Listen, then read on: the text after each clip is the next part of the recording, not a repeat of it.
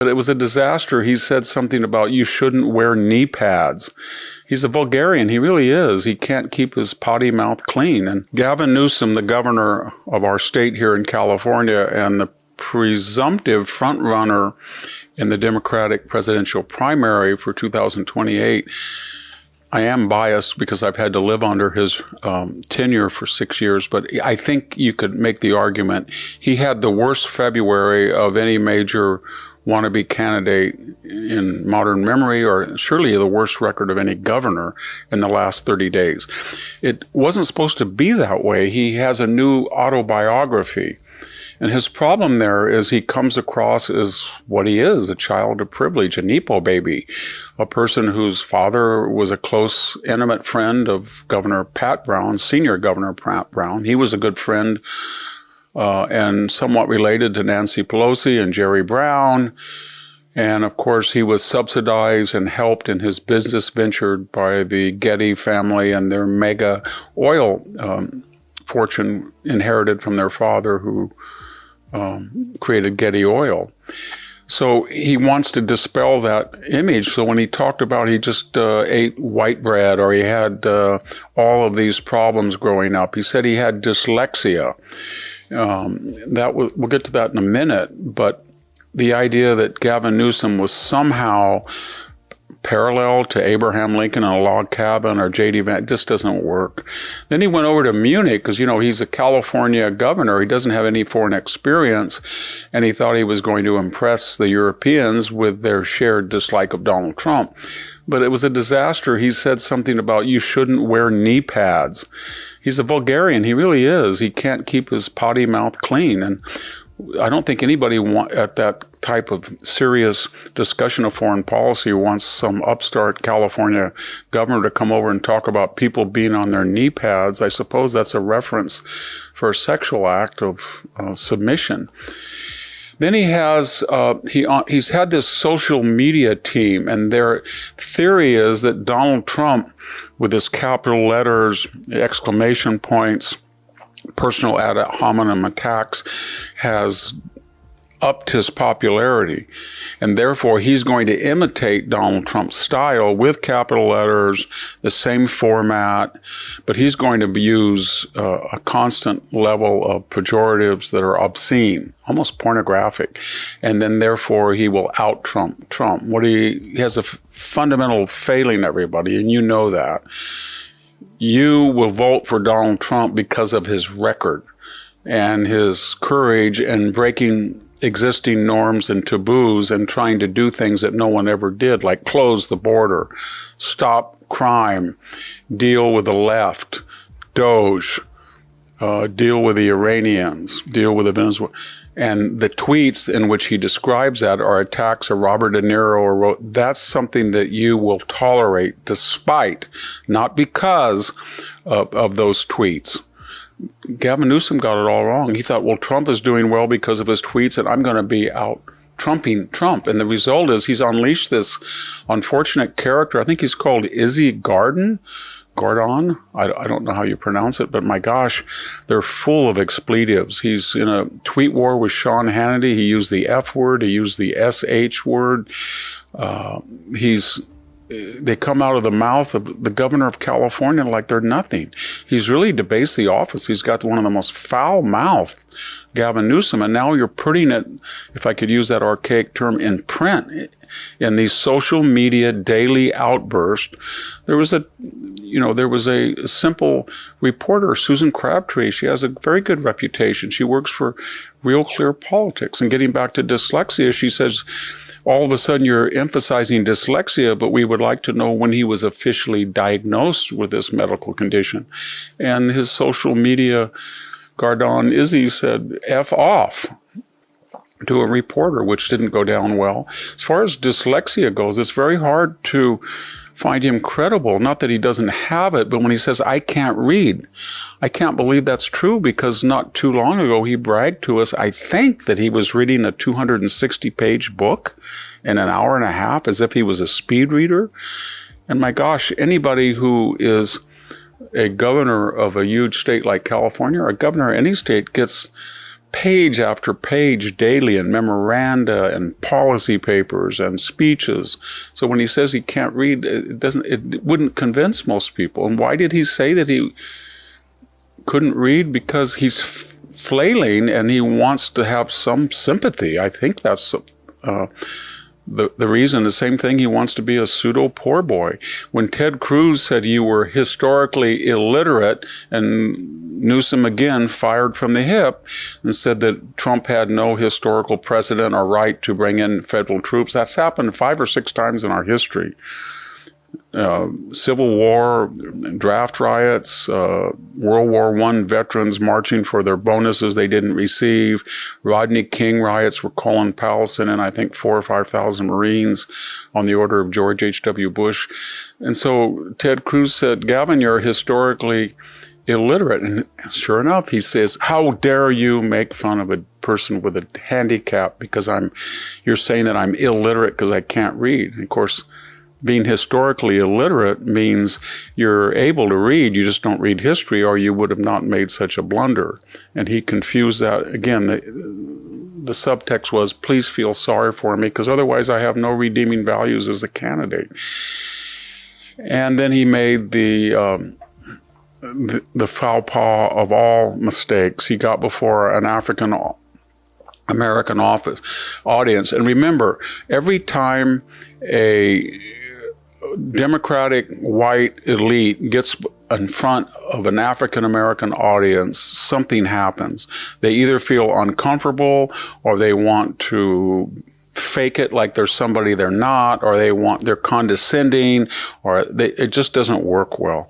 Remember Joe Biden, when he wanted to attack Mitt Romney, he said to a group of highly educated, professional blacks in the audience that Mitt Romney going to put you all in chains. He kind of did the accent, put you all in, as if these capable people couldn't protect themselves without Joe Biden, as if we were going to go back to slavery. When we had Hillary Clinton, remember, I didn't come this far. She was trying to imitate, I guess, the voice she thought Sojourner Truth or Harriet Tubman would have said, somebody like that. It was a disaster.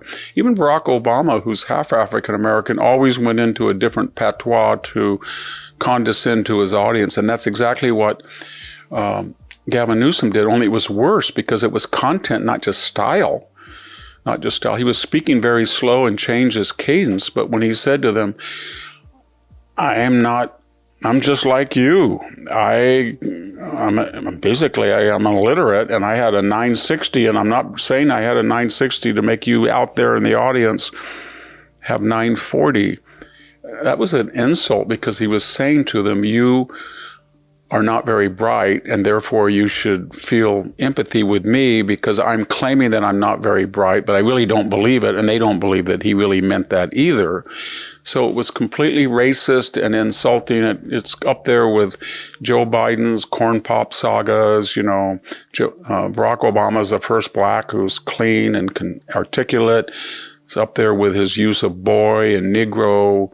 As I said, all of these politicians have a checkered record when it comes to race, which is ironic because they pose as defenders of civil rights. Finally, what's the elephant in the room?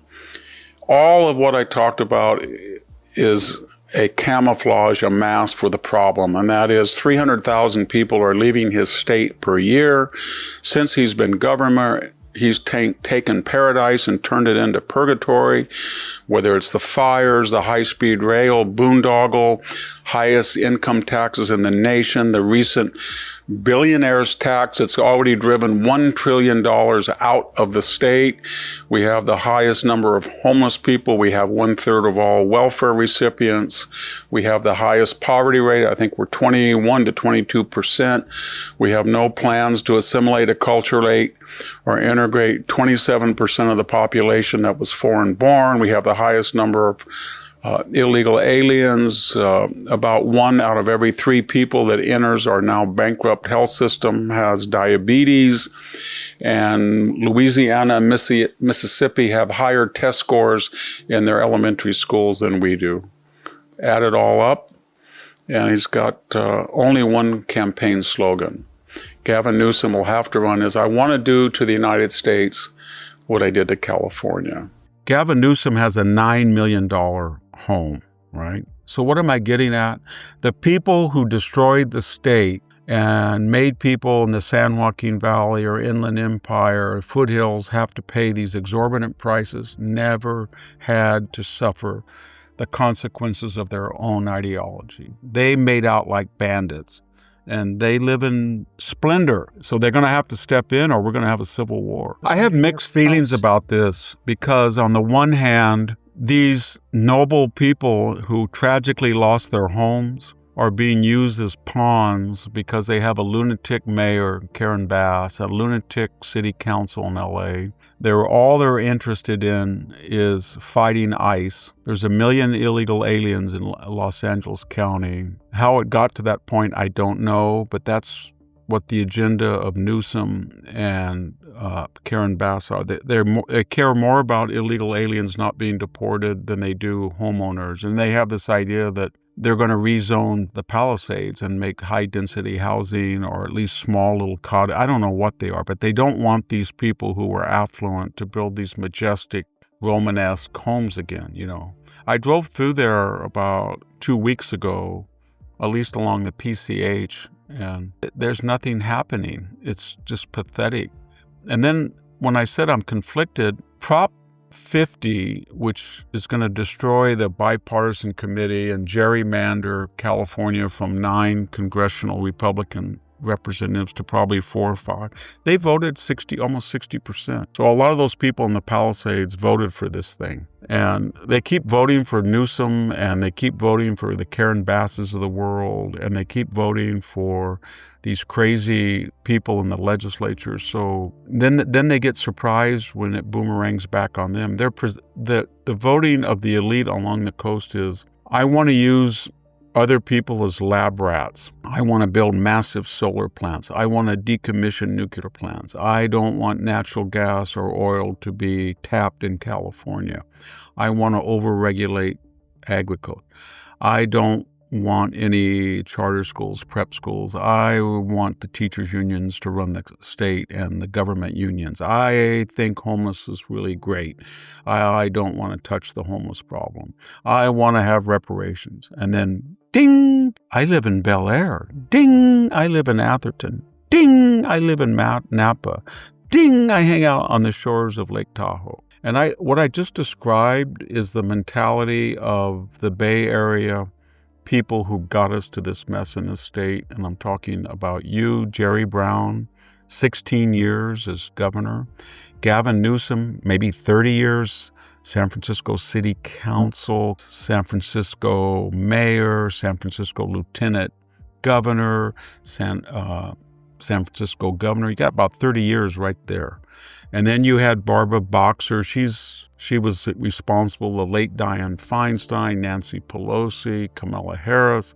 What do they all have in common? Well, they all wanted to make a progressive radical state, and they got their wish. We have the highest gas prices, the highest gas taxes, the highest electricity cost per kilowatt. We have 49th, I think Reason magazine said our infrastructure and highways were. We're about 42nd in education. We've got San Francisco's per capita property crime rate was the highest in the country. We've got the most illegal aliens. We've got the most homeless people. 1/3 of the population is on 1/3 of the United States population on entitlements lives here. Half the births are on Medi-Cal. I could go on forever. That's the state. And those people gave us the state. And where did they live? Barbara Boxer went down to, I think, Rancho Mirage or somewhere near. Kamala Harris lives in Bel Air. Jerry Brown retired to his woodsy Grass Valley estate. Gavin Newsom has a $9 million home, right? Nancy Pelosi made about $200 million somehow as an insider, knowledgeable person about stock trades as speaker. She has a mansion in San Francisco and an Italian design estate in Napa. So what am I getting at? The people who destroyed the state and made people in the San Joaquin Valley or Inland Empire or foothills have to pay these exorbitant prices, never had to suffer the consequences of their own ideology. They made out like bandits, and they live in splendor, and people can't make that connection, and they keep voting them in. So what happens? We're in a doom loop. The people that can make the connection, they leave, 300,000 a year. And the people who are left are either the very, very wealthy who are immune from the toxicity of what they plan for others, or they're the 50% of the state who Medi-Cal pays for all their births, or the 40% that pays for their health care. It's a medieval society of a few very wealthy on the cone of the pyramid and everybody else below.